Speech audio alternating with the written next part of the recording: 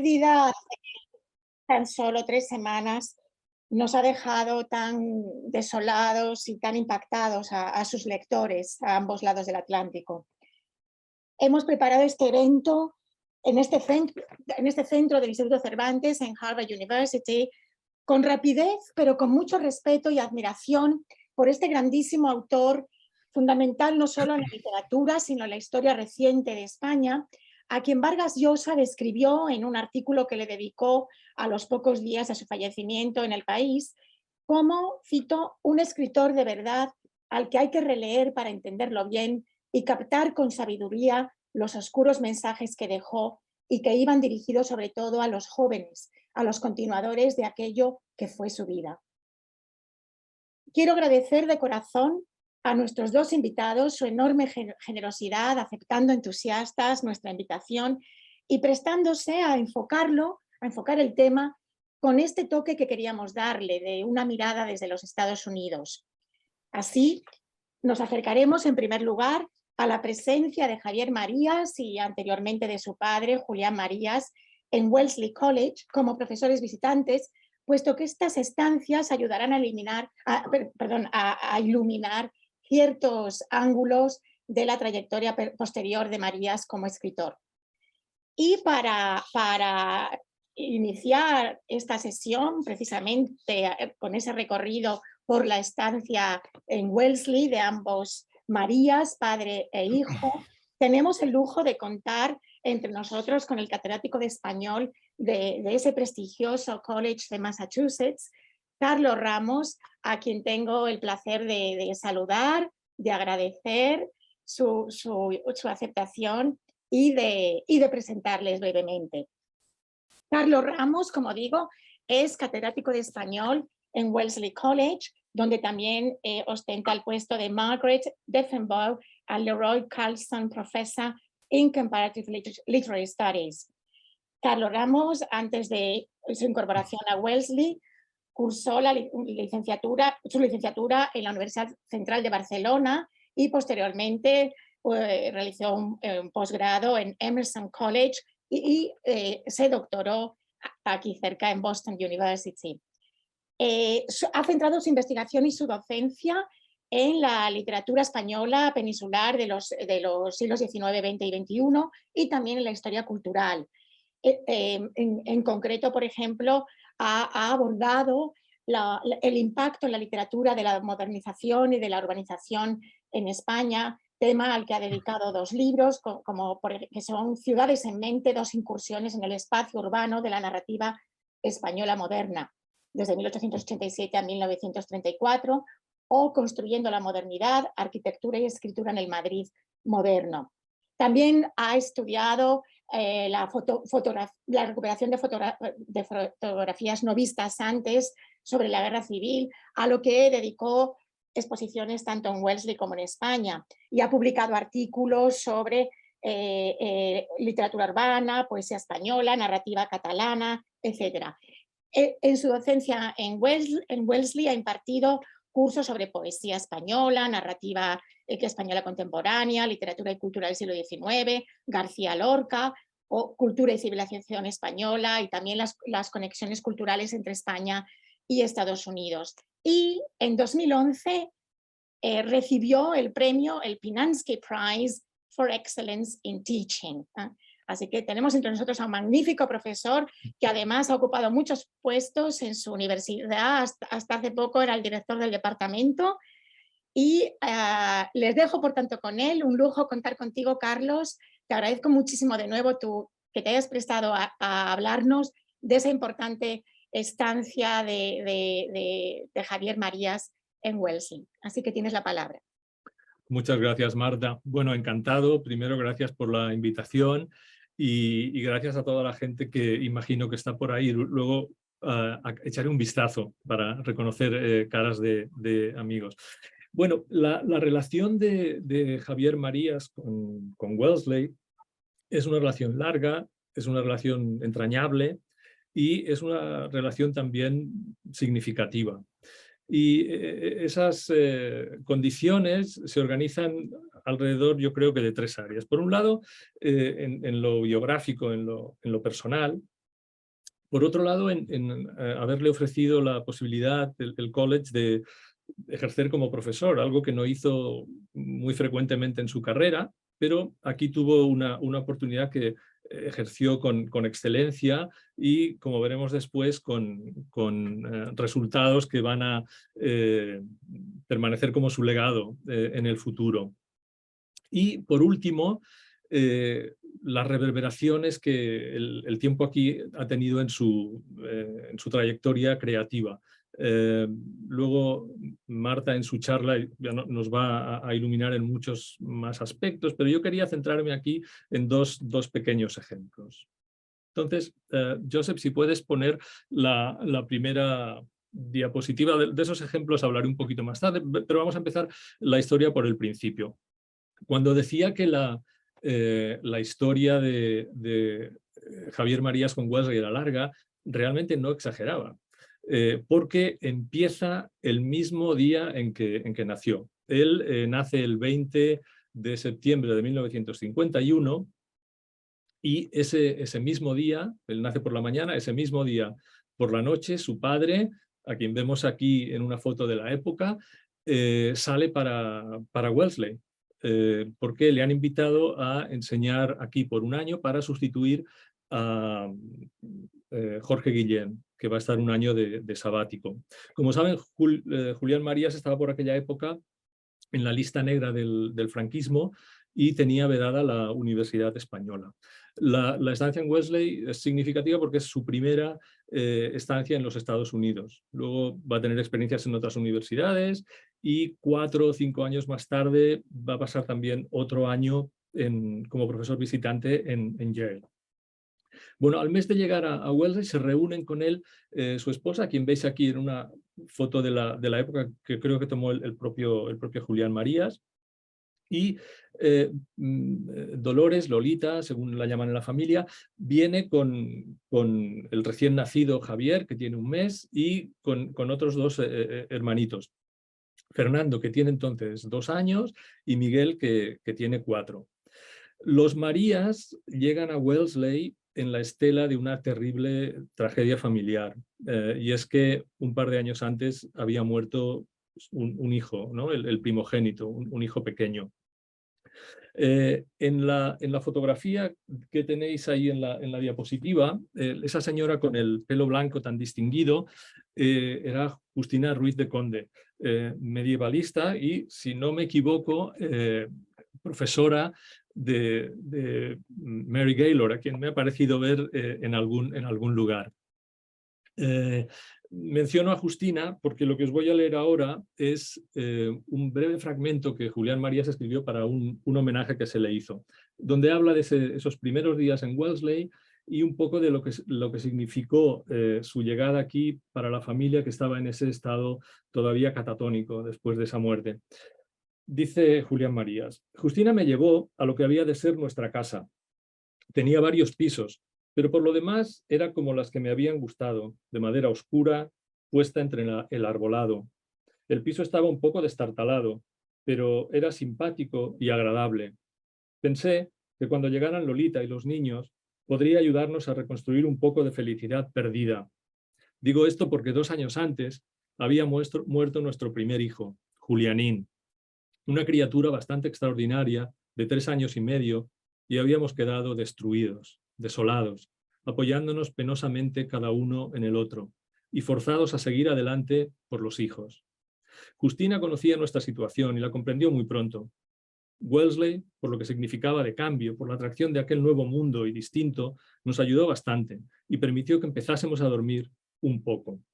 Así que ese periodo de los Marías en Wellesley va a resultar balsámico para ellos. Julián tiene entonces 37 años y de repente está en un entorno diferente, con un niño recién nacido, y él llegó a decir que esta época fue una época de serenidad, casi de felicidad. En lo profesional, por supuesto que va a ser un momento excelente. Él pasa del ostracismo en España a ser reconocido en Wellesley como un profesor importante. Ese es el recorte que tienen a la izquierda, es del periódico de la universidad, y ahí se habla de él en términos superlativos.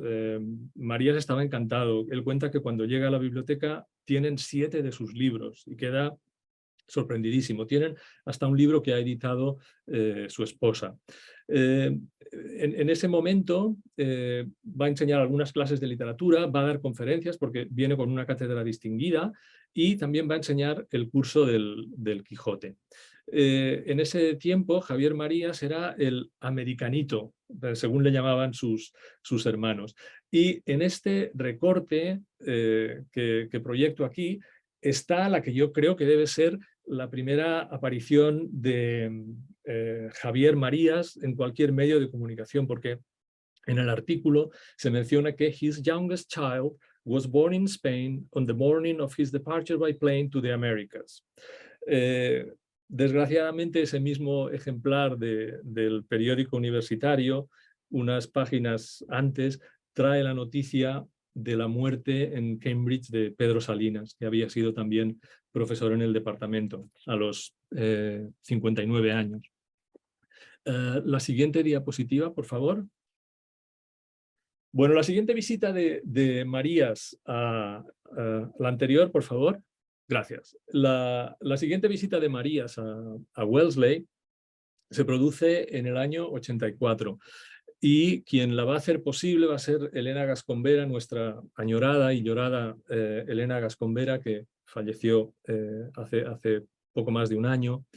Ella va a hacer posible ese annus mirabilis en el que Marías viene en el otoño a enseñar el curso de Cervantes y otro sobre traducción que yo creo que no existía, parece que se lo inventó él para la ocasión, y luego Rosa Montero en la primavera va a hablar sobre periodismo y sobre mujeres escritoras en España.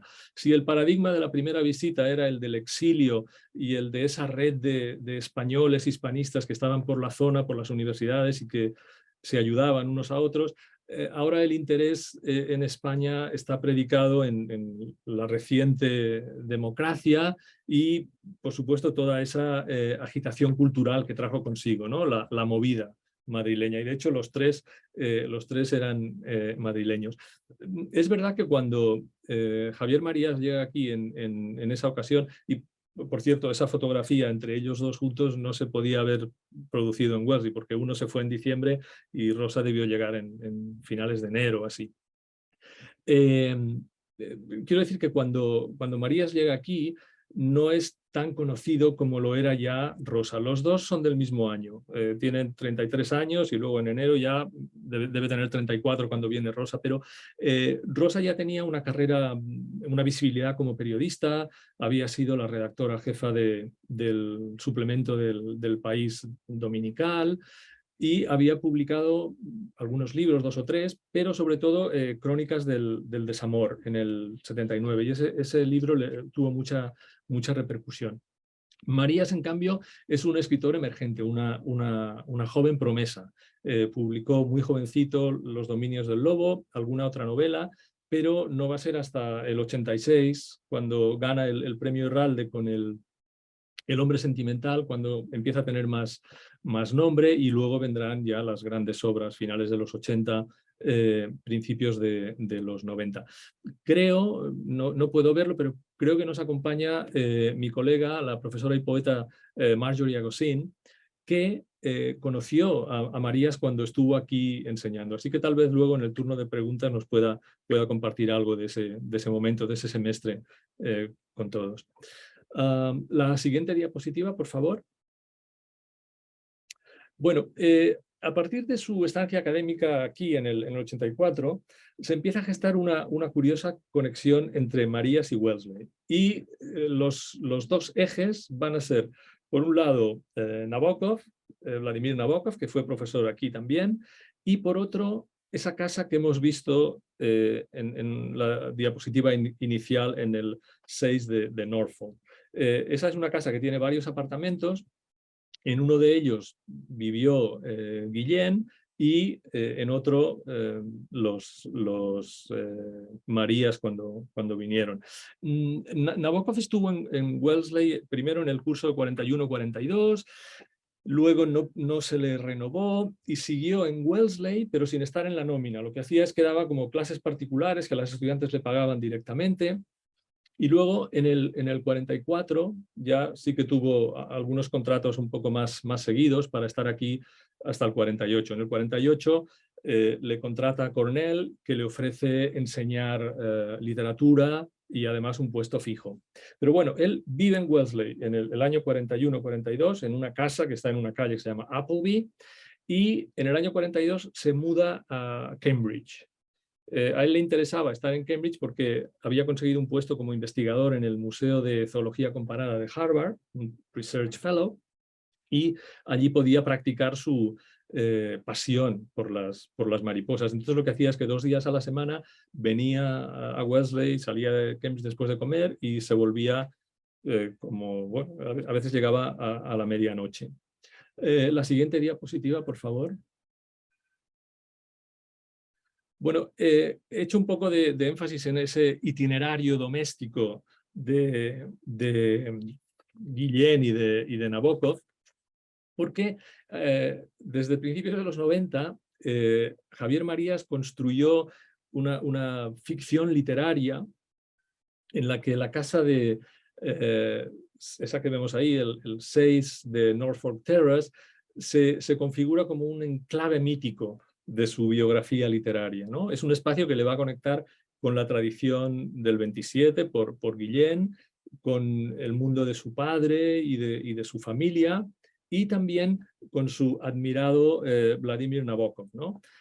Así que se configura una suerte de Aleph personal en esa creación de Marías. Entonces voy a leer un fragmento de un texto que, como veis ahí en la diapositiva, se ha repetido varias veces.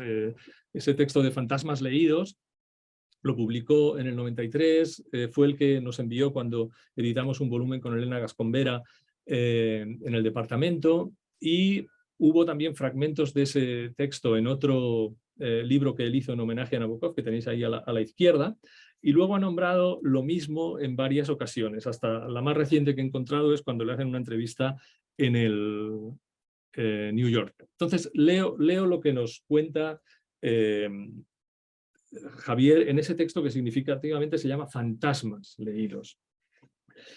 Dice, pero todo eso no lo supe con mis propios ojos, sino hasta 33 años más tarde, cuando por un increíble azar fui invitado a enseñar en esa misma universidad, se refiere a Wellesley, durante un semestre, y supe también que la casa en que me alojé era la misma en que había vivido siendo menos que un niño, el primer año de mi existencia.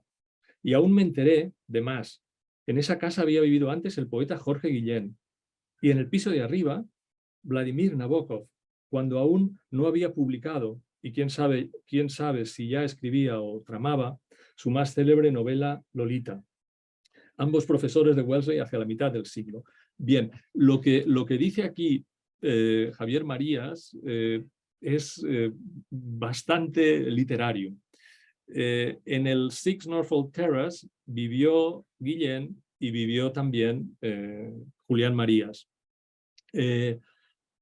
Nabokov nunca vivió en ese edificio. Sus itinerarios están muy documentados en el tiempo que estuvo en Wellesley. He consultado la biografía más fiable, la de Boyd, American Years. He estado en los archivos de Wellesley, donde se explicita dónde vivió. No hay ninguna referencia a Norfolk Terrace. Y he consultado, por último, para asegurarme con el profesor de ruso, que es el experto en Nabokov en el college. Así que eso no se produjo, y mucho menos se produjo el que la casa donde estuvo el primer año de su vida y la casa en la que tuvo al 33, a los 33 cuando vino, eran la misma. Son dos casas diferentes, como ya luego él parece explicitar en el Quijote de Wellesley, porque da la dirección, ¿no? Entonces es una historia maravillosa, y Javier Marías, como veis por la referencia, se ha aferrado por décadas a ella, ¿no? Como un talismán.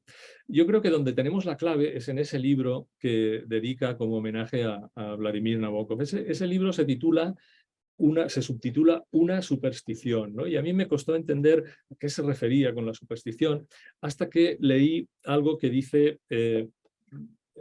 dentro de ese libro para explicar su admiración por Nabokov. Dice... a continuación de este preámbulo, que ya concluye, me he decidido a insertar un fragmento de un artículo que se llamó Fantasmas leídos, para con él introducir la aliviadora duda de si el presente librito sobre Nabokov no podrá deberse en el fondo, más que a mi admiración, a una especie de superstición biográfica. Yo creo que aquí es donde Marías nos da la clave de que en el fondo esa es una historia literaria maravillosa y después de todo una superstición, ¿no? Como nos dicen en el diccionario de María Moliner, es la creencia en alguna influencia no explicable por la razón en las cosas del mundo. Así que es una hermosa superstición y nos alegramos de que haya conectado de esta manera tan creativa Wellesley con Nabokov, con su familia y con él. Bueno, vamos a la siguiente diapositiva, ya me acerco al final, porque además de este maravilloso juego literario al que me refería, su visita del 84 nos dejó algo más tangible.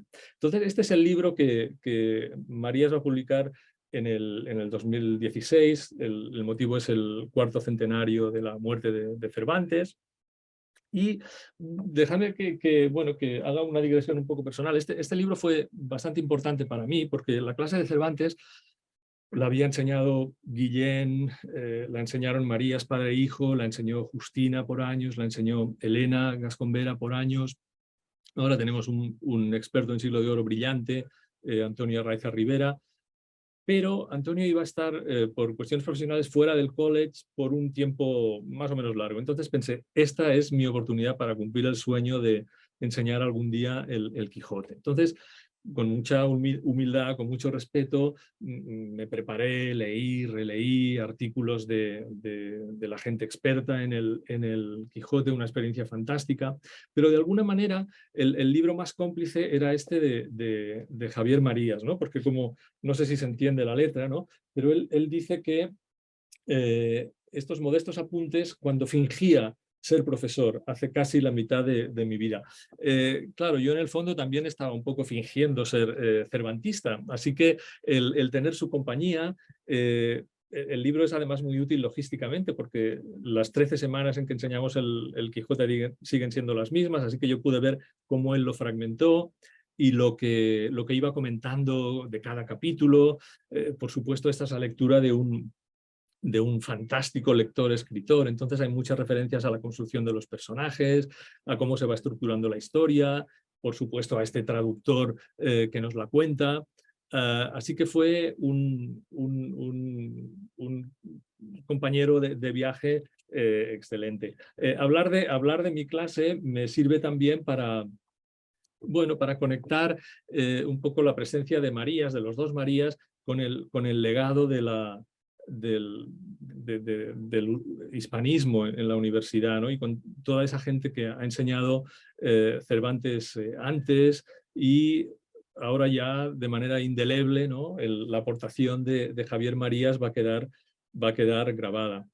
Si pasamos a la última ya diapositiva, una de las cosas que dice Javier en su introducción al texto es que las estudiantes de Wellesley eran listas e inteligentes y que, claro, eso le forzó a hacer una lectura tan profunda y tan analítica y tan reposada del Quijote que se lo tiene que agradecer. La verdad es que Marías le dio mucha importancia a esa experiencia de enseñar el Quijote aquí. Para mí realmente también lo fue, seguramente la más extraordinaria de mi carrera académica.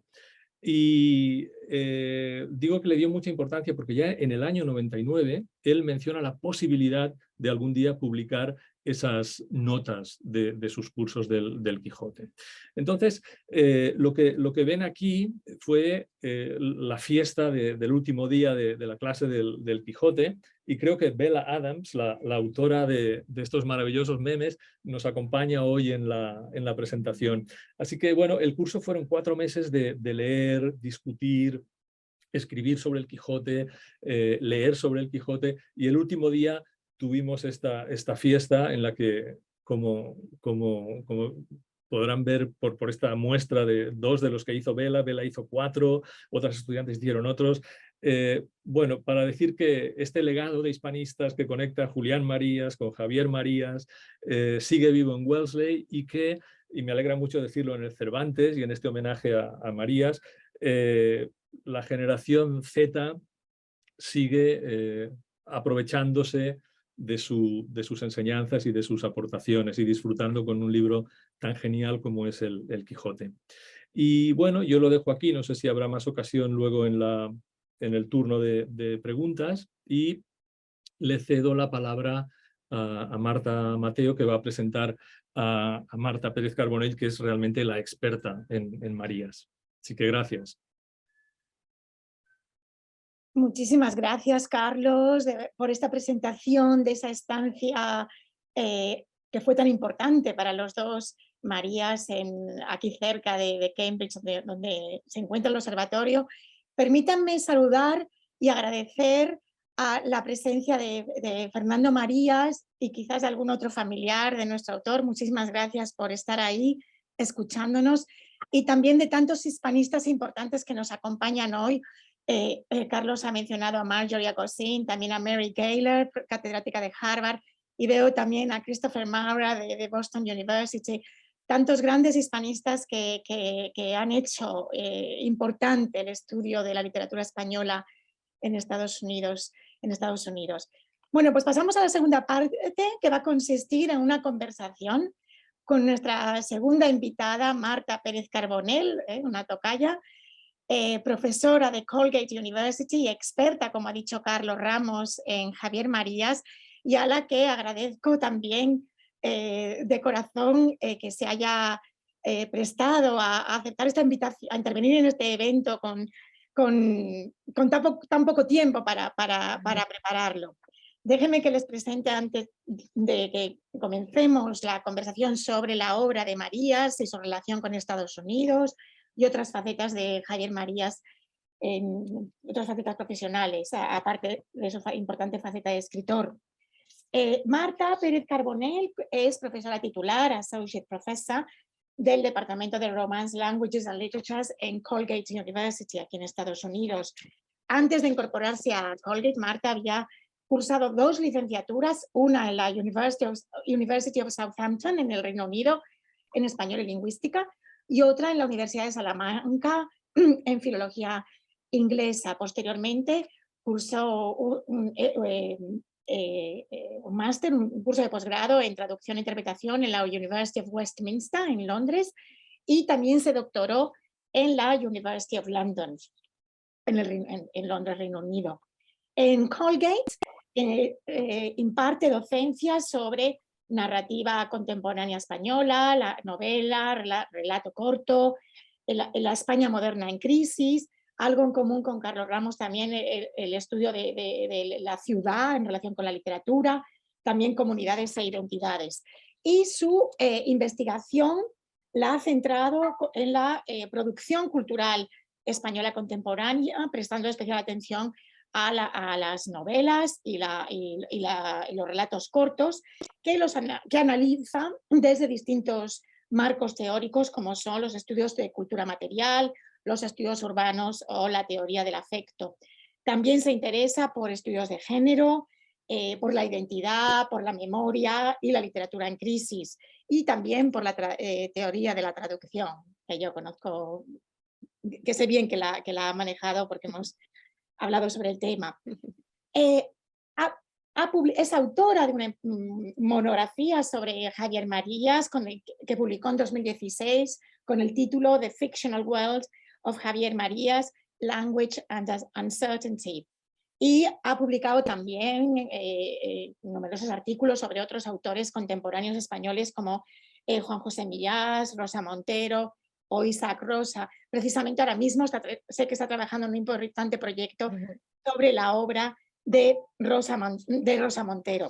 Y para el observatorio, de decir que realizó el año pasado un estudio sobre Javier Marías desde el punto de vista de la traducción y de la recepción en el mundo anglosajón.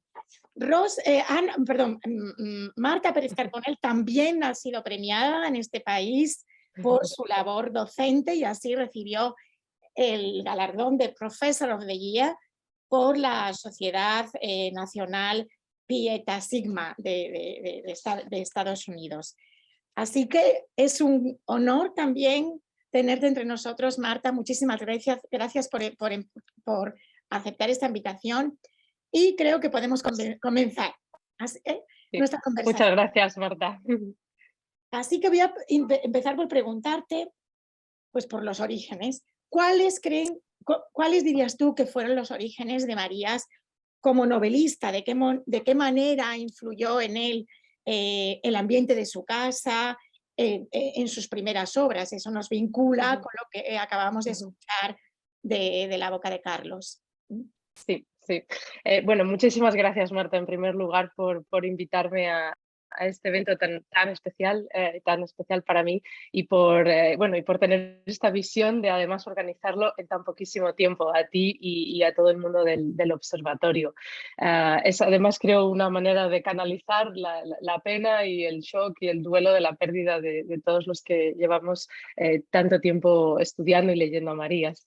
Y así que, bueno, a mí me encanta empezar un poco por el principio y hablando de esos orígenes que mencionabas, porque hoy vamos a hablar bastante, ¿no?, sobre los textos de Marías en traducción, el impacto que tienen, la presencia que tiene en Estados Unidos, y es interesante pensar que, digamos que ese mundo anglosajón al que luego se proyecta su obra cuando él está consolidado como actor, ya está ahí desde el principio, ¿no? Ya está ahí en sus orígenes, porque Marías empieza efectivamente escribiendo con una serie de modelos foráneos, alejándose del casticismo, alejándose de esa España de la dictadura, y de hecho cuando él empezó a escribir, algún detractor suyo decía de él que Javier Marías escribía como si estuviera traduciendo, lo cual era algo que a él la traducción le merecía un respeto absoluto, ni siquiera lo tomaba como algo negativo, pero se le calcó en aquel momento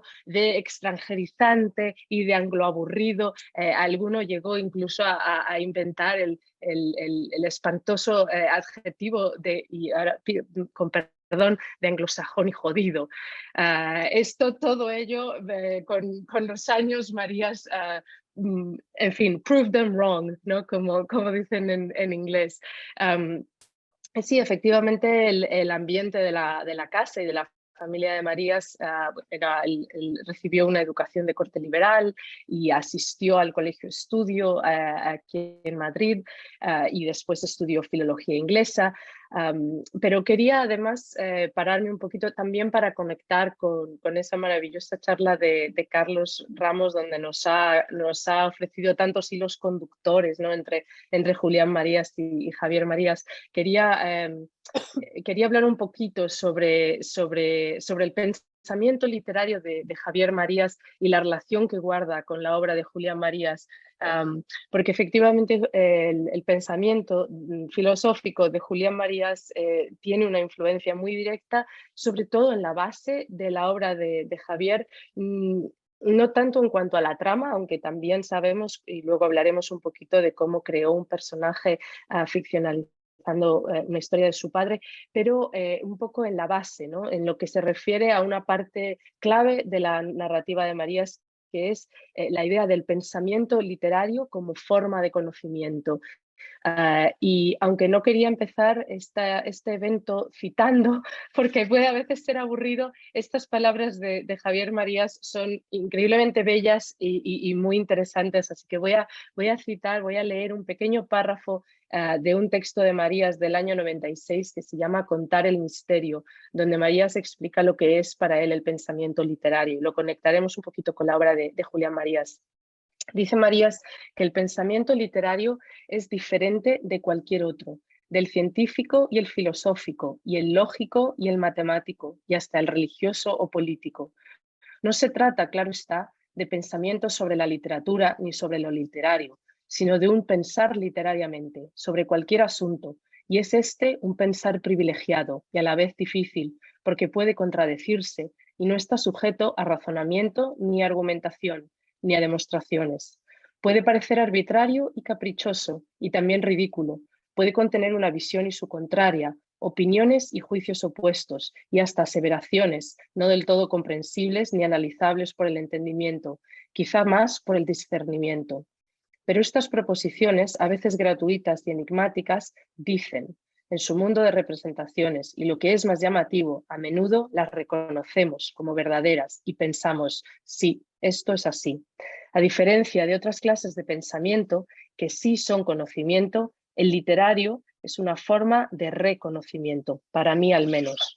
O dicho de una manera a la vez simple y enrevesada, es una forma de saber que se sabe lo que no se sabía que se sabía. Esta es la cita sobre cómo María se entiende ese pensamiento literario, ¿no? Como forma de conocimiento. Es muy llamativo cuando leemos las reflexiones en la obra de su padre años antes, donde dice que, y cito ahora a Julián Marías, justamente se escribe, se hace literatura para orientarse en la realidad, para interpretarla, para entenderla, ya que la literatura posee una función de exploración de la realidad y la ficción no es sino la gran matriz del pensamiento.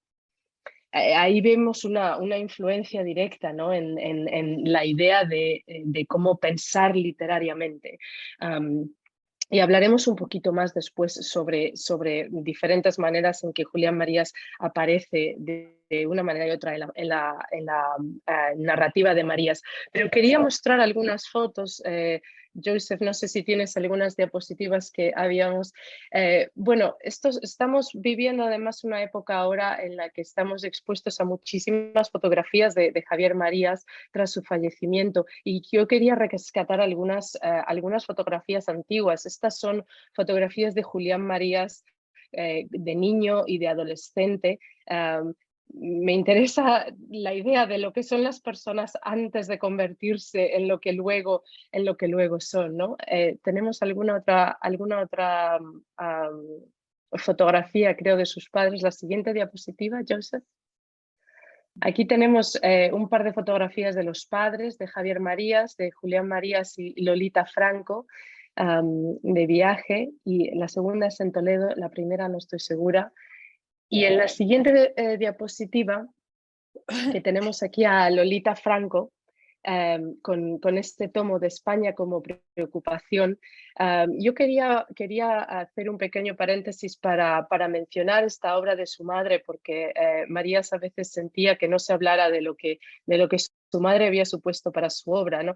A modo de anécdota contaré algo que contó Javier Marías, que es que en la publicación de este tomo fue problemático publicar algo que tenía como título España como preocupación, cuando resultaba que la autora de casualidad se llamaba Dolores y se apellidaba Franco. Y aquello de Franco al lado del dolor y al lado de la preocupación, pues parece que fue un poco problemático, pero en fin, parece que se consiguió y se publicó. Y Marías hace unos años publicó un bellísimo artículo que dio título a una colección de artículos llamada Aquella mitad de mi tiempo, en el que reflexionaba sobre el hecho de que había vivido ya tantos años, había existido él tantos años en este mundo con su madre como sin ella, ¿no? Y bueno, la tristeza y la melancolía digamos, de esa realización. Creo que tenemos alguna fotografía más. La siguiente diapositiva, Joseph, aquí alguna otra fotografía antigua, de nuevo para ver a los hermanos Marías, a Fernando, a Miguel, a Álvaro y a Javier, y al pequeño Julianín, de cuya tragedia nos ha hablado antes Carlos Ramos y sobre la que Javier Marías también escribió de manera muy enternecedora en Negra Espalda del Tiempo. Y finalmente teníamos aquí un par también para dar un poco una idea de lo que era esta casa, ¿no? Aquí están los padres de Javier Marías, Julián Marías y Lolita Franco, con Azorín, con Unamuno en fin, fotografías de la época, ¿no? De otra época, como comentaba antes Carlos Ramos. Y para terminar, en las dos últimas diapositivas, quería incluir alguna fotografía de Javier Marías de las que no vemos últimamente, que le vemos en su estudio siempre como ese icono en el que obviamente es y se ha convertido, pero aquí le vemos de pequeñito y con 9 años, de joven, y en estas dos últimas, de la última tanda, en diferentes etapas de su juventud y de su vida, ¿no? También para abrir un poco esta charla recordando esos orígenes. Muy bien, Marta, gracias por esta introducción. ¿Cómo describirías tú su estilo? ¿Y cómo crees que ha habido una transición entre o cuál fue, me imagino que habrá habido, cuál fue la transición entre sus primeras novelas y sus novelas de madurez, tanto en relación a su estilo u otros temas, otras cuestiones que quieras mencionar? Sí, claro, pues bueno, fíjate, ha habido un desarrollo apabullante porque han sido más de 50 años publicando novelas, ¿no? 51 exactamente.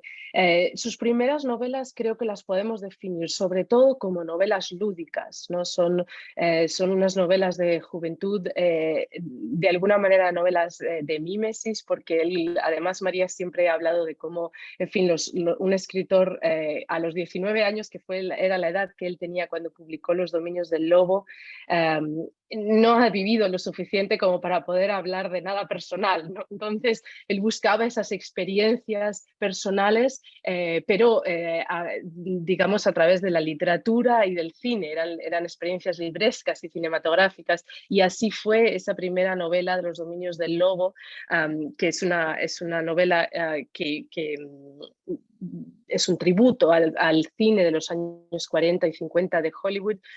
Marías era un cinéfilo y el cine tiene es una fuente de inspiración importante en su obra. Este tema lo ha tratado una de las críticas culturales especialistas en Marías, la profesora Carmen María López López, cuál es esa influencia del cine en la literatura de Marías, pero Marías nunca hace una novela como esta, nunca vuelve a hacer una novela tan lúdica como esta, en la que él pasa un mes viviendo en casa de su tío Jesús Franco en París, viendo películas en la Filmoteca día tras día. Alguna vez comenta él que de hecho paga ese viaje haciendo piruetas y saltos mortales en el Paseo de Recoletos, porque esta faceta gimnasta de Javier Marías no es tan conocida, pero estaba ahí. Y después, en 1972, publica Travesía del Horizonte, que también es una novela lúdica, pero donde ya vemos además que se respira esa incertidumbre que luego es como una nube que se cierne sobre toda su obra, ¿no? Y que empieza en este momento. Se ve el influjo de Henry James aquí también, de Arthur Conan Doyle en la primera, las aventuras que viven.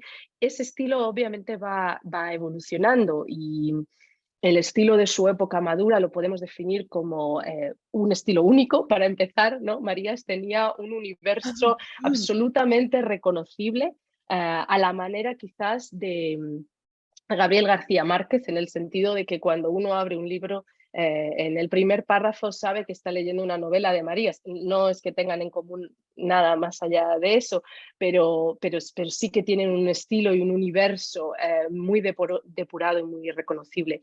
Y por lo demás, él tiene un estilo muy digresivo, muy introspectivo, reflexivo, con un narrador en primera persona que mira el mundo con curiosidad y con atención, con un pensamiento errabundo, paradójico, que han estudiado muchos críticos de Marías. Alexis Brockman ha dedicado una gran parte de su carrera a estudiar ese pensamiento errabundo, ese pensamiento incesante de los personajes personajes, de los protagonistas de Marías, porque Marías tenía un estilo en el que mantenía al lector en vilo durante páginas, durante las cuales el personaje reflexiona, duda y mira el mundo, ¿no? Y en este sentido, bueno, identificamos este tipo de prosa con ese I progress as I digress, ¿no? Esa famosa cita de Lawrence Stern que al final obviamente hay un influjo ahí, ¿no? de la gran traducción que hace Marías, que le merece el Premio Nacional de Traducción en el 79 de esta obra. Y después en esta época digamos de madurez novelística, Marías trata temas como el amor, como la traición, la responsabilidad individual, el potencial para la violencia, la imposibilidad de conocernos a nosotros mismos, los secretos, la muerte. A mí siempre me causaba gracia algo que le oí decir varias veces a Javier Marías, y es que él decía de Shakespeare, de su adorado Shakespeare, que finalmente los temas que trataba Shakespeare y los que trataba una mala telenovela de las 4 de la tarde eran los mismos. La diferencia radicaba en cómo se trataba, ¿no? Él no aplicaba esta cita para él mismo, pero yo creo que podemos ver que esto es lo que le ocurre a Marías. Sus temas, el tratamiento de esos temas los eleva a una literatura, ¿no? de primer nivel. Y a esta etapa tan importante pertenecen las novelas, algunas de las que nos ha mencionado antes Carlos Ramos, quizás empezando con Todas las almas, que es una novela fundacional, es una novela que abre quizás este estilo que cada vez se va reconociendo más, es un universo cada vez más pulido, donde los personajes vuelven, y vuelven, me refiero en otros libros, y después en el 92 publica quizás una de sus obras más importantes, Corazón tan blanco, que tuvo un éxito arrollador, no solo en España, sino también fuera de España. Y después, 2 años más tarde, publica Mañana en la batalla piensa en mí, que es una obra de la que él comenta que nace como por osmosis, ¿no? de ese corazón tan blanco. Y publica en esta época también parte de lo que llaman después el ciclo de Oxford, que son Negra espalda del tiempo, y esa novela monumental, esa obra cúspide de Tu rostro mañana que escribe a lo largo de más de 8 años, ¿no? Y que publica en 3 volúmenes diferentes desde 2002 hasta 2007. Y sí, bueno, aquí vemos un poco cómo va formándose esa etapa madura del novelista. Has mencionado ya en un par de ocasiones su relación con la traducción, la importancia que tenía a la traducción y el hecho de que él mismo fue traductor. Muchos recordamos su maravillosa traducción precisamente de Tristram Shandy de Lawrence Stern, y quería entonces preguntarte, pues eso, que ahondaras un poco en su labor como traductor y si se ve reflejada dicha labor en su propia creación literaria como escritor. Sí, sí, absolutamente. La traducción, de hecho, para él se convierte en un hilo conductor de su obra, porque Marías concibe la traducción como una actividad creativa, ¿no? Y en esto tiene una opinión muy parecida a la que tienen escritores como Octavio Paz, teóricos de la traducción como George Steiner o como Walter Benjamin, que sienten que digamos que la habilidad y el talento que uno necesita para traducir es muy comparable al que necesita para crear un texto de ficción, ¿no? Javier Marías teoriza mucho sobre la traducción, escribió una serie de ensayos muy interesantes sobre la traducción que están recopilados en Literatura y Fantasma, en ese volumen. Y en estos ensayos él aboga, digamos, por el arte de la traducción literaria basado en la ausencia del texto que ha de existir en esa lengua a la que se traduce.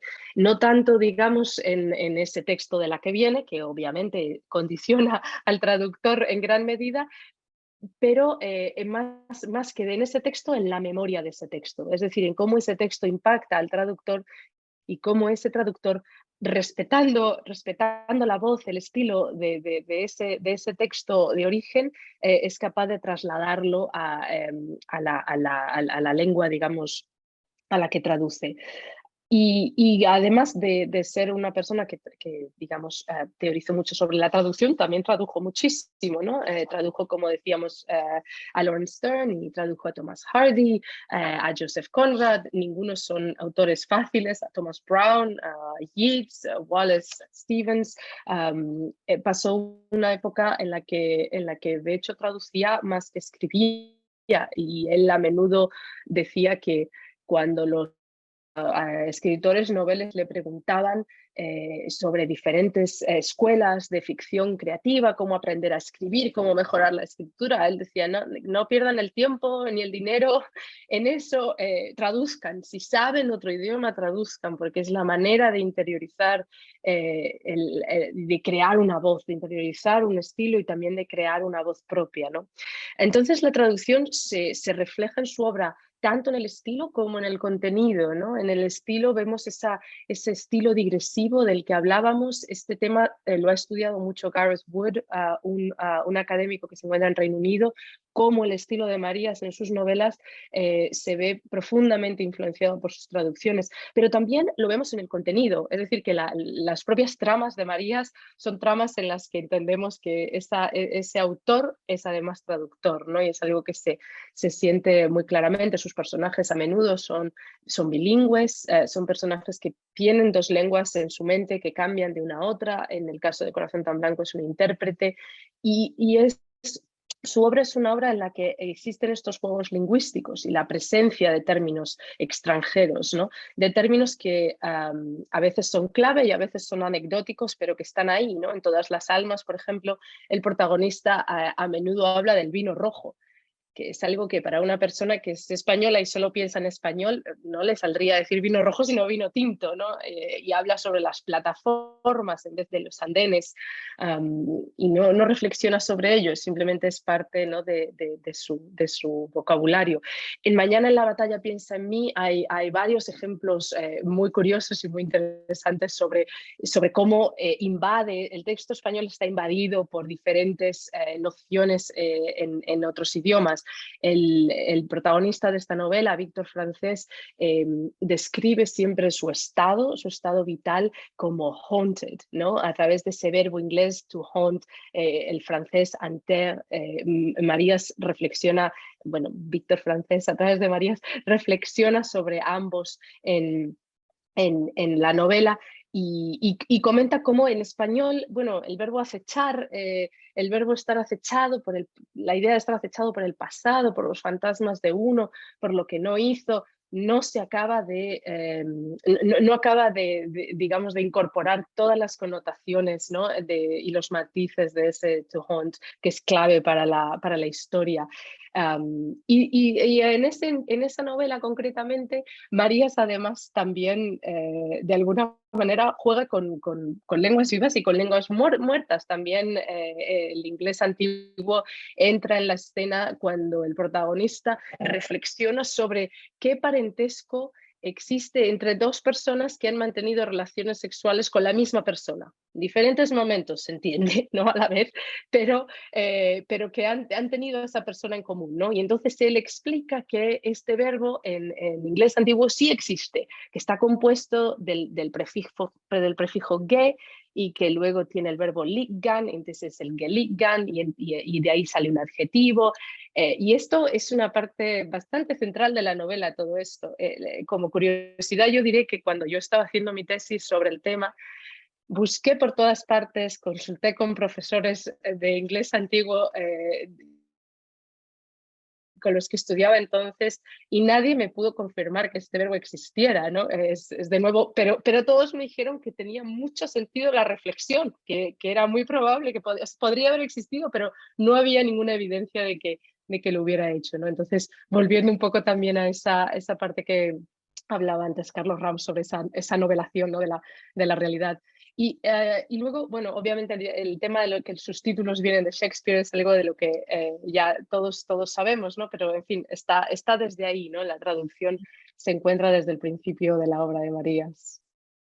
Pues entonces vamos a continuar con el tema de la traducción.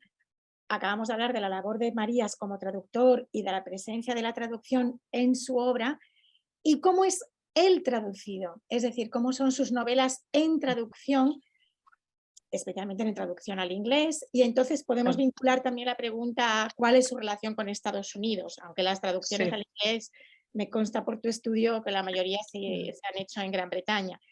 Pero si le podemos Sí, dar la vuelta a la relación de la traducción, es cómo es Marías en traducción para el público, para sí. los lectores anglosajones, y luego se lo puedes vincular con su relación con Estados Unidos. Sí, sí, claro, por supuesto. Bueno, Javier Marías tiene la suerte de contar con una traductora de primer nivel, que es Margaret Jul Costa, que tiene un talento incuestionable y además es una traductora que ha captado la voz de Javier Marías, que tiene una increíble intuición, y la capacidad de trasladar el estilo y la voz de lo que Marías connota y denota, ¿no? con su narración. En la última carta que me escribió Javier Marías, él me comentaba que él sentía que Margaret Jul Costa incluso mejoraba su obra cuando la traducía al inglés. Bueno, también quienes le tratamos sabemos que era una persona muy humilde y a lo mejor eso no lo habría dicho otro escritor de su traducción. Pero estas traducciones son clave para la proyección de Javier Marías en el mundo anglosajón, ¿no? Como comentabas, en Gran Bretaña y también Estados Unidos. Muchas veces en la traducción se pierden algunos aspectos, el humor es muy difícil de transferirlo y de trasladarlo a otra lengua, eso es algo sabido, y Margaret Jul Costa siempre comentaba que ella cuando pierde algo, en la traducción muchas veces se pierde algo, ¿no? Se pierde parte de la connotación, de la gracia o del salero que pueda tener una expresión, lo recupera en otro lado, ¿no? Entonces, bueno, mostramos brevemente unos ejemplos para ver a qué nos referimos con eso. Creo que tenemos una pequeña diapositiva solamente para ver cómo se traducen algunas.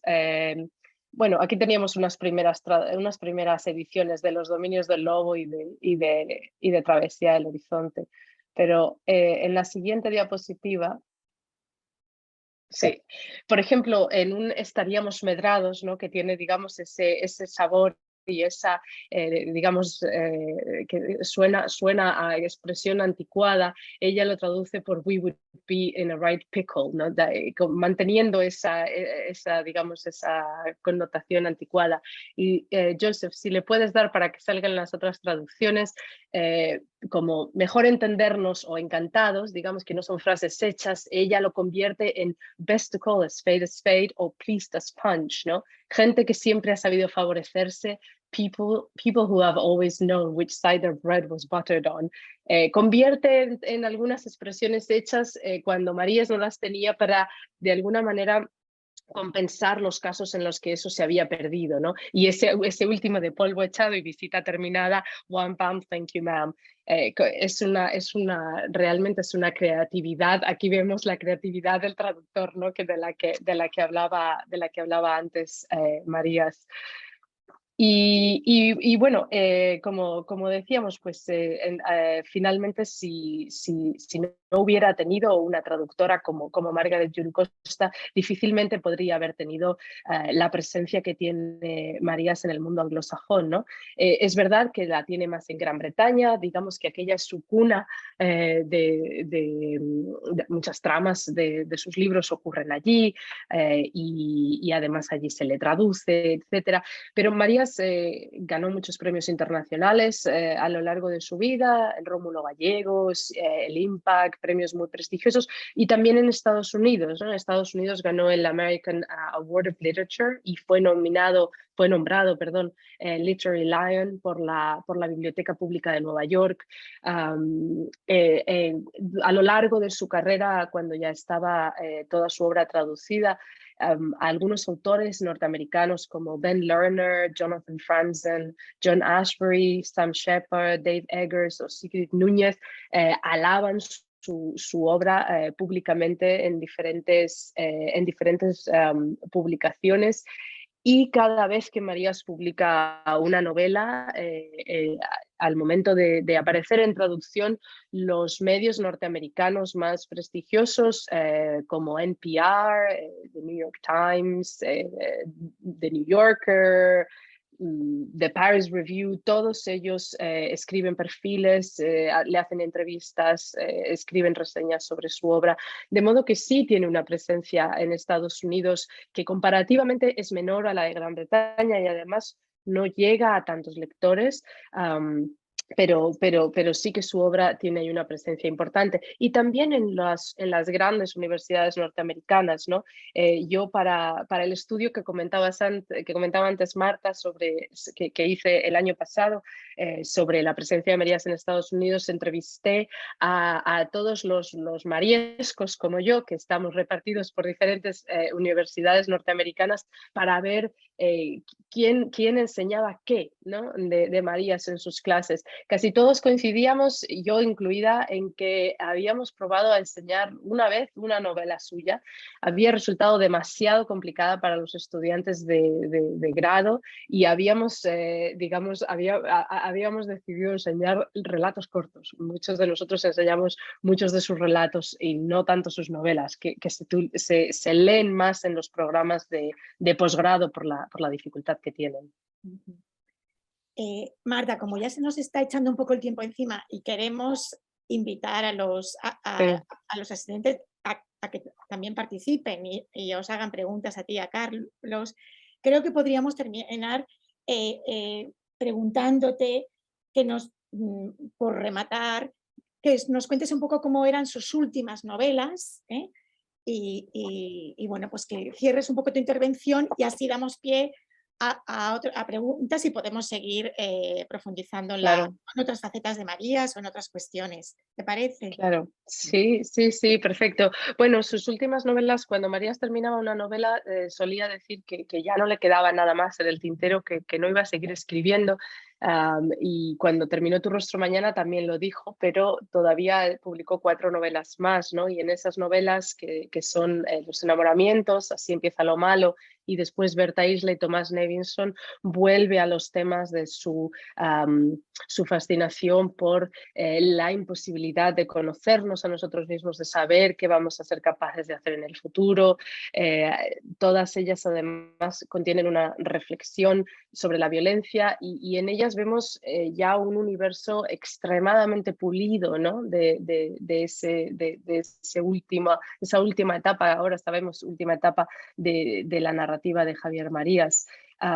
Y bueno, para terminar, quizás antes de pasar a las preguntas de nuestro público, yo quería comentar que en la obra de Marías tiene una importancia especial todo lo que no ocurre, ¿no? Es algo que tiene un peso en su obra, la ausencia, el silencio y lo que queda atrás cuando otros se van. Y en ocasiones Marías citaba estos versos de Jorge Manrique para explicar por qué tenía tanto peso, ¿no? Aquello que no ocurría.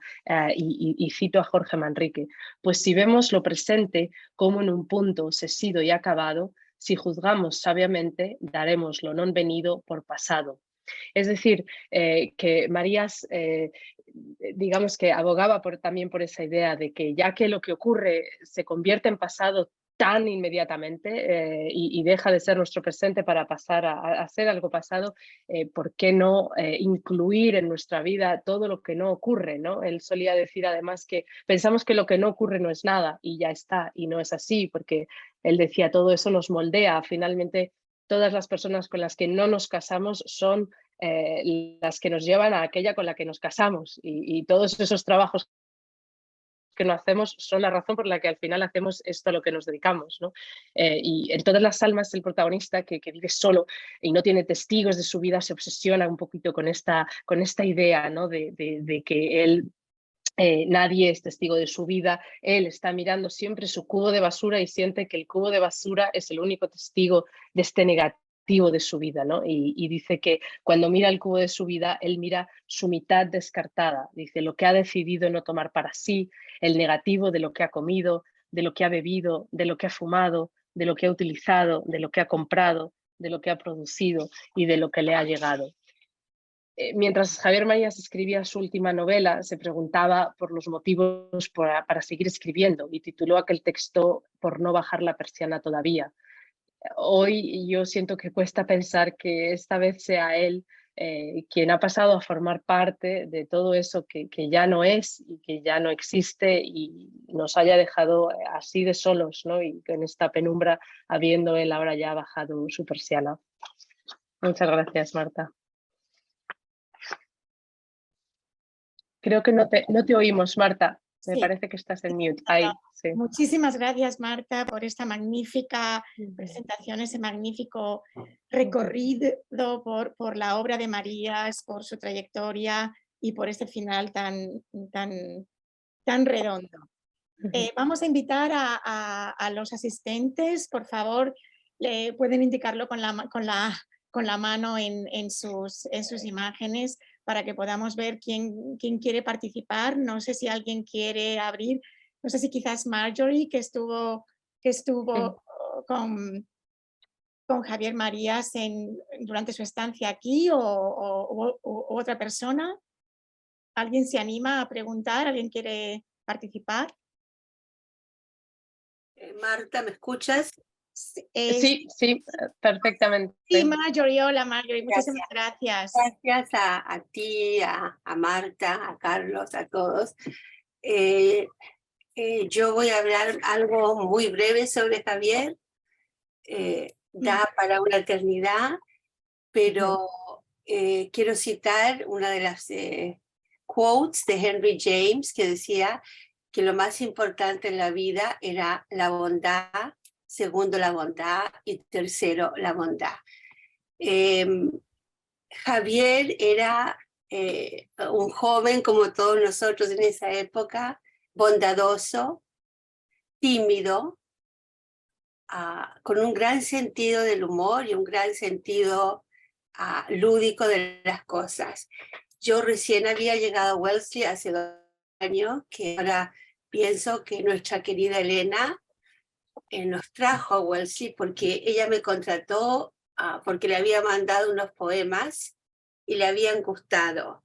Y muchas personas del departamento se horrorizaron frente a esa decisión de ni siquiera haberme visto enseñar. Pero yo creo que le debemos muchísimo a Elena y en especial al haber traído a Javier. Vivíamos en el departamento, en unos edificios de departamento en Hallowell y Horton. Ninguno de los dos sabía cocinar y cuando mi esposo salía a una conferencia de física, siempre quemábamos el arroz, quemábamos la comida y terminábamos yendo a los pocos restaurantes del pueblo. Quiero decir que no hablamos casi nunca de literatura, pero en el fondo todo lo que hacíamos era literatura. Contesto a Carlos, que claro que le encantaba el cine, pero también le encantaban las malas y las buenas películas, porque mi esposo John, Javier y yo fuimos a ver Ghostbusters 4 veces al cine, Newton Cinema, y a él le fascinaba, como que miraba a los americanos obviamente con respeto, pero también con fascinación, y le fascinaba cómo podían comer estos inmensos carros de popcorn. Después al final terminó él también comiendo el popcorn, y siempre me tenía fascinación por nuestro departamento, por las personas que conocía, y era obsesivo, como todos los escritores son, y siempre me decía lo mismo: Margie, ¿por qué el departamento de español solo tiene personas con nombres compuestas? Y yo lo quedé mirando y después encontré que tenía razón. Elena Gascón Vera, Joy Regilian Bergy, había otra colega, Celeste Costópolos Cooperman. Y yo digo, él hacía de esta realidad algo más allá, hacía literatura. Tenía una fascinación por el mundo anglosajón. Él siempre me dijo que leyera All Souls, Todas las Almas, y la leí, y esa novela me pareció bueno, me fascinó y también me dio terror porque a mí se me imagina que todo Oxford es un lugar que está haunted. Javier era muy supersticioso en todo, en las formas en que se debía entrar o no entrar a la casa, de quién se debía hablar o no. Y yo creo que esa superstición, como lo dijo Marta en la traducción de lo que es superstición, es hablar de lo inexplicable. Otro tema que lo mencionas tú, Marta, es que Javier le interesaba la ausencia. Y ahora que las escucho a todos, pienso que Javier era un romántico, que siempre hablaba del amor, pero siempre hablaba del amor que no podía ser. Y en el fondo, al hablar de eso, hablaba de esa ausencia. También debo decir que yo tuve la gran oportunidad y el privilegio de ser alumna de Julián Marías. Estudié en Bloomington, Indiana, conocí a Lolita Franco, porque don Julián fue profesor por muchos años de la Universidad de Indiana en Bloomington. Nos apenamos mucho de que Javier siempre vamos a pensar que cuando uno se muere a cualquier edad, quiere más tiempo. Pero yo creo que Javier se fue cuando tuvo que irse, que en alguna parte está contento, a lo mejor se va a reír de todos nosotros con estos homenajes, pero él hizo lo que quiso, escribió como quiso, no le importó la fama ni las grandes reputaciones. Fue un escritor que amaba las palabras, comprometido con la justicia, con el misterio y con la belleza. Y cuando yo ahora pienso en Javier, sonrío y me recuerdo cuánto nos reímos y cuánto nos dimos cuenta que nada ni nadie era tan importante. Y esa fue la gran lección que él me dio. Muchas gracias. Muchísimas gracias, Marjorie, qué palabras más hermosas y además de primera mano, una relación de primera mano. Muchísimas gracias. Vemos en la pantalla a Fernando Marías, no sé si quiere hacer alguna intervención. Desde luego quiero agradecerle su presencia aquí y le invito a participar si así lo desea. Exclusivamente un segundo, espero que se me oiga Sí. desde Madrid. Sí. Yo quisiera agradecer a las dos Martas y a Carlos pues la iniciativa y la participación tan cariñosa y tan sabia sobre mi hermano. Yo no estoy todavía en condiciones de hablar de él y solamente querría agradecer. Y ese agradecimiento me ha llevado a que buscara en el disco duro de mis fotografías. Yo soy historiador del arte. Me enseñé un año como visiting professor en Harvard, el año 89-90, y hice una visita para no recordar nada a Wellesley College, que bueno, una cosa bastante agradable. A Carlos le he enviado dos fotografías que aparecieron en los últimos años cuando hemos levantado el archivo de mi padre, en las que estamos los tres hermanos, con Rafael Lapesa, con la mujer de Rafael Lapesa, con Américo Castro, con otros personajes, y mi hermano está, pues debe ser de las primeras fotografías que estén tomadas de él, porque está pues con unos pololos y con unos 6 meses, una cosa así, en brazos de mi madre. Carlos las habrá tenido, que es el primer correo electrónico que yo he encontrado, y que bueno, a mí me gustó porque yo soy lector y admirador de Américo Castro, y aunque en esos momentos fuera perfectamente inconsciente con 2 años, pues me ha gustado no solamente encontrar las cartas dirigidas a mi padre, sino tener una presencia mínima en ese ámbito de Norfolk Terrace en Wellesley. Nada más, agradeceros nuevamente. He disfrutado con vuestras intervenciones y os lo agradezco no solamente en mi nombre, sino en nombre de otros miembros de mi familia que no habrán tenido la oportunidad de enchufarse. Muchas gracias. Muchísimas gracias. Muchísimas gracias, Fernando. Gracias. ¿Alguien más quiere intervenir? ¿Alguien que no haya Estaba enmudecido, iba a darle las gracias a Fernando y a decirle que sí, que he recibido las fotografías y Sí. 1.000.000 de gracias. Sí. Bueno, pues mientras no se anima nadie a preguntar, yo quería preguntarle a Marta si puede comentar algo sobre la labor de Javier Marías como editor. Porque Sí, tuvo claro. labor como editor también, ¿verdad? Sí, una labor muy importante porque Marías fundó su pequeña editorial de Reino de Redonda, que es una editorial, digo pequeña, pero publicaron más de 40 libros en la que él, bueno, él estaba muy comprometido con la idea de hacer llegar a los lectores hispanohablantes textos un poco raros que no se habían traducido al español hasta ese momento. Y esta editorial de ediciones muy cuidadas y muy bonitas, además es muy especial porque se llama Reino de Redonda y supongo que muchos de los que estamos aquí conocemos la historia, ¿no? de Marías, quizá una de las historias más librescas que le han ocurrido a un autor, que es que Marías en Todas las almas, en el formato de ficción de esa novela, cuenta la historia de esta monarquía literaria que existe en medio del Caribe, que es el Reino de Redonda, ¿no? Que es un peñasco en realidad, es una isla deshabitada, de la que era rey M.P. Shield, y después fue John Goldsworth, y después fue John Tyne-Wyson, y él cuenta esta historia de cómo había habido una serie de reyes, pero que era una monarquía literaria. Y el que era en ese momento rey, cuando se tradujo esta novela al inglés, se encontró con esa historia, abdicó y nombró rey a Marías. Y entonces Marías se convirtió en el rey Xavier I.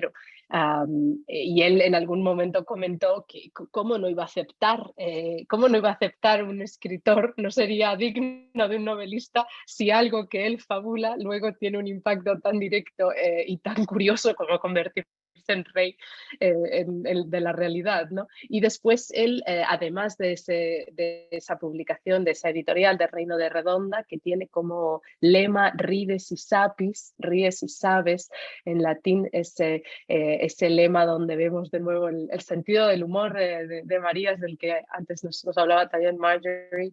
A través de esa editorial y de ese mundo de fantasía, él otorga muchísimos títulos y pues Almodóvar es el duque de Trémula, por ejemplo, Guillermo Cabrera Infante es el duque de Tigres, otro profesor visitante de Wellesley, me parece, ¿no? Que Guillermo Cabrera Infante también pasó allí un semestre. Fernando Sabater es el maestro real del hipódromo. En fin, todos, hay muchísimos títulos y bueno, se convirtió en un juego literario que además daba nombre a su editorial y que continuaba al final difuminando esa línea entre la realidad y la ficción, que él creía profundamente que se encontraban de alguna manera entrelazadas y luego pues le dieron la razón con digamos, con este ofrecimiento de ser rey, ¿no? Y Carlos, tú que has enseñado ahora, que nos contabas el Quijote, sacando partido a la obra de Marías, el Quijote de Wellesley, en relación con su humor, con esos toques de humor tan presentes en su obra, ¿crees que el humor de Marías, o también, lo pregunto a los dos, es más de tipo cervantino o es más anglosajón? ¿Cómo lo veríais vosotros? No sé si veis su humor relacionado con el humor de Cervantes o más con el mundo anglosajón tan presente también en su creación. Bueno, yo igual le cedo la palabra a Marta. Es obvio que hay humor en Marías, hay humor en Cervantes. No sé, yo quizá me inclinaría por lo anglosajón, pero dejo a Marta, que es nuestra experta. No, yo en realidad iba a decir lo mismo, Carlos. Yo creo que el humor que que vemos en sus novelas es un humor un poco anglosajón, quizás en ese sentido de inesperado, ¿no? Sus protagonistas, cuando menos te lo esperas, hacen una serie de comentarios y de apuntes. Nos encontramos con un diálogo estoy pensando ahora en Así empieza lo malo, que hay un diálogo entre el protagonista y una monja que le ve cruzando un jardín del convento. Ella no sabe para qué, pero él está espiando a una mujer y demás. Y ese diálogo es divertidísimo, y es una parte que quizás no se ha estudiado lo suficiente, pienso, el recurso del humor en la narrativa de Marías, ¿no? Que yo también diría quizás tiene algo más de anglosajón por lo que tiene también de estoico, de personajes de los que no te esperas que vayan a hacer un apunte o una observación como la hacen, y bueno, los lectores así que tenemos una imaginación viva y estamos siempre imaginándonoslo, nos los imaginamos serios, y eso hace más gracia todavía, ¿no? Porque un humorista siempre hace más gracia cuando sientes que está serio a la hora de decir la ocurrencia que sea. Ujú. Y para acabar, si nadie se anima a hacer una pregunta, que creo que podríamos tocar brevemente la faceta de Marías como columnista, porque era un conocido y reconocido columnista en España. No sé si queréis comentar algo sobre esa faceta. Bueno, yo quería, no sé si quería Sí. comentar solo un detalle conectado con Nabokov, y es que cuando Marías habla de Nabokov en alguno de los textos, el personaje que está describiendo es un poco el Marías quisquilloso que escribía esos artículos y que se creó, no sé, yo siendo un tipo tan dado a la literatura, yo creo que se creó como un heterónimo pessoano ahí para tener esa dimensión un poco de irritar, pero de verdad que los textos, hay un texto sobre todo de María sobre Nabokov, donde la descripción que hace del maestro se podría aplicar a su persona pública de artículos. Sí, y yo pienso también, pensando, Marta, hablábamos antes del humor, ¿no? Creo que también el humor se ve en sus columnas, la acidez, la precisión y la gracia con la que él a menudo sabemos que se queja en las columnas, en esa voz que tiene como figura pública. Escribió 939 columnas, casi 1000. De hecho, cuando llegó a 900 escribió una columna conmovedora, cuando la leemos ahora mirando atrás, en la que decía que no sabía si iba a llegar a 1000. Entonces, por si acaso, quería pararse a reflexionar un poco sobre lo que había supuesto esta labor de columnista en ese momento de llegar a 900, ¿no? Y después escribió 39 más. Y yo creo que como columnista era una voz muy comprometida con la libertad de expresión, con no comprometer lo que pensaba. Escribió muchísimas columnas sobre el desalentador panorama político en España, contra todos los gobiernos.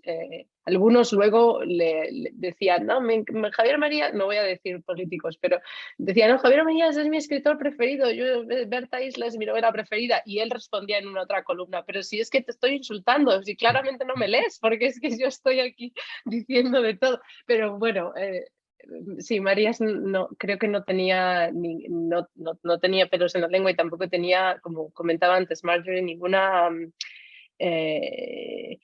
no tenía ningún interés por la fama, y no tenía ningún interés por agradar y por tener que comulgar con la visión de ningún gobierno, ¿no? Pero también escribió como columnista sobre otros temas, sobre el estado de la lengua y sobre las obras de Madrid, y a veces escribía sobre cine y escribía sobre una infinidad de temas, y en algunos casos a mí me resulta interesante porque vuelve a su faceta literaria. Utilizó el mismo suceso, la misma historia de la que hablaba, la contaba en formato de columna y en formato de relato corto.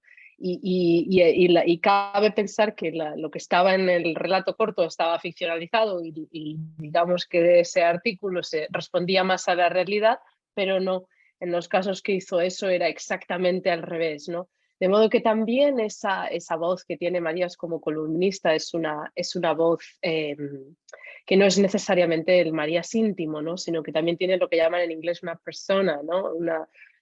Una voz performativa para, como él decía alguna vez, ¿no? Para hacer que la gente pensara de otra manera o se cuestionara algunas de las cosas que estaban pasando. Y esto también lo digo un poco para hablar un poco de esa fama de cascarrabias que tenía, ¿no? Que creo que iba un poco por ahí.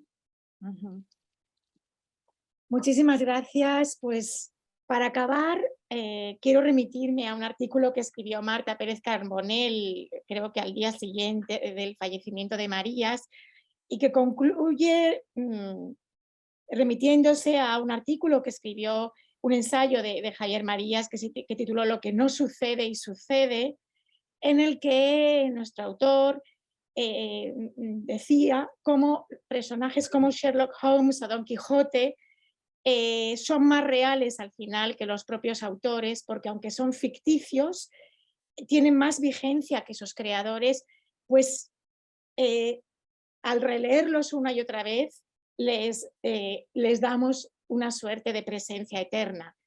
Entonces, yo creo que a partir de ahora los personajes, las obras de Javier Marías, seguiremos siempre releyéndolas y adquirirán esa suerte de presencia eterna.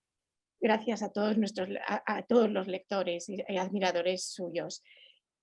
Muchísimas gracias, Carlos, Marta.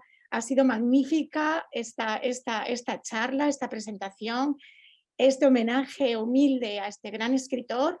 Espero que todos ustedes lo hayan disfrutado. Muchísimas gracias por su presencia aquí y hasta otra ocasión. Gracias de verdad. Gracias, muchísimas gracias.